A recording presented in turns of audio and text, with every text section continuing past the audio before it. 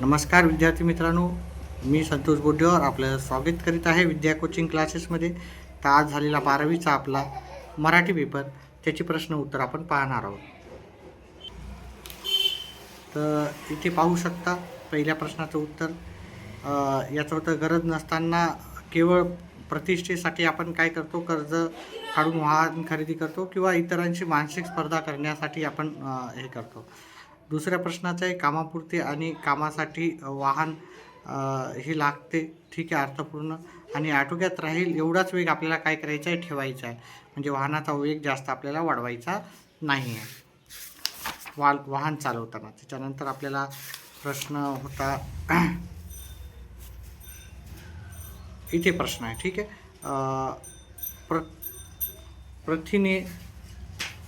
प्रथेप्रमाणे लेखकाचे झालेले स्वागत. प्रथेप्रमाणे कसे झाले, त्याचे पुष्पगुच्छ आणि नारळ देऊन लेखकाचे स्वागत झालेले होते. चित्रकार लेखकाला नारळाकडे बघून दिसलेले दृश्य, नारळाची शेंडी दिसली आणि नारळाचा लहानसा आकार त्याला काय वाटला, 5-7 वर्षाच्या मुलीच्या डोक्यासारखा वाटायला लागला, आहे की नाही. हे त्याला त्याला नारळाकडे बघून पाहून वाटलं त्याला. त्याच्यानंतर पुढचा प्रश्न आपल्याकडे आहे, पण त्याचे उत्तर मी सायंकाळच्या क्लासमध्ये सांगेल. जगाच्या दृष्टीने आजच्या युगाची ओळख हे अणुविज्ञानाचे युग आहे आणि कम्प्युटरचे युग आहे, हे ह्या छोट्याशा पॅरेग्राफवरून आपल्याला कळते.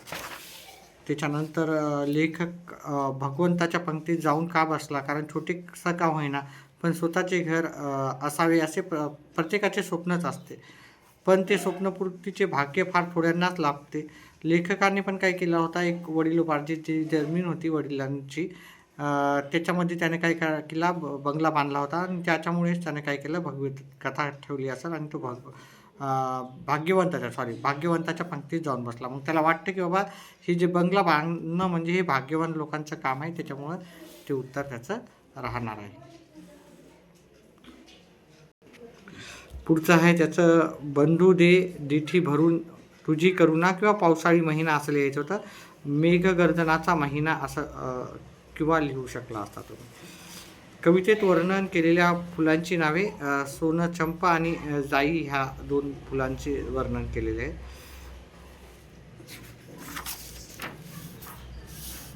त्याच्यानंतर आपण हे सर्व प्रश्नाचे उत्तर सायंकाळच्या क्लासमध्ये सायंकाळी आपण पाहणार आहोत. प्रत्येक प्रश्नाचं उत्तर आपण पाहणार आहोत.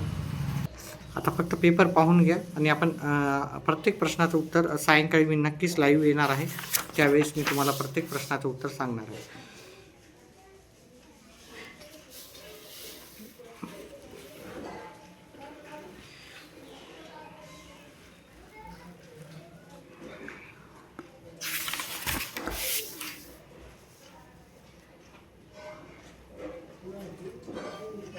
सायंकाळच्या क्लासमध्ये मी प्रत्येक प्रश्नाचं उत्तर सांगणार आहे. विद्यार्थी मित्रांनो, व्हिडिओ आवडल्यास व्हिडिओला लाईक आणि चॅनलला सबस्क्राईब करा आणि जर हाईप ऑप्शन आला असेल तुमच्या याच्यावर तर हाईपला नक्कीच प्रेस करा. या सर्व प्रश्नाचे उत्तर आपण रात्री पाहणार आहोत आणि येणाऱ्या प्रत्येक प्रश्नाची पेपरमध्ये आपण त्याची पेपरची उत्तर आपण पाहणार आहोत. ह्या पेपरची उत्तर मी सायंकाळच्या लाईव्ह क्लासमध्ये येणार आहे, 7:30-8 वाजता येऊत आणि आपण डिस्कस करू. सध्या वेळ अभावी आपण सायंकाळच्या क्लासला भेटू.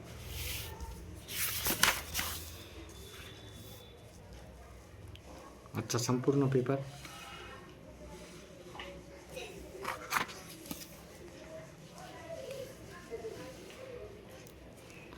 फक्त जिथे छोटे छोटे होते तिथे आपण हे करू आणि सर्व प्रश्नाचे उत्तर आपण ग्रामर वगैरे व्याकरण जे पण असेल त्याचं सर्व याचं उत्तर आपण येणाऱ्या व्हिडिओमध्ये पाहू.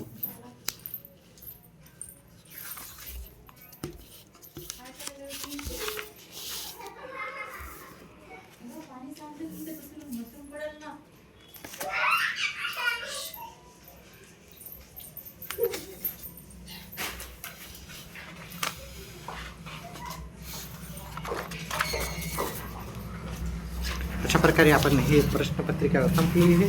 व्हिडिओ आवडल्यास व्हिडिओला लाईक करा, चॅनलला सबस्क्राईब करा आणि आपल्या व्हिडिओला हाईप या बटनला प्रेस करा. व्हिडिओ पाहिल्याबद्दल धन्यवाद.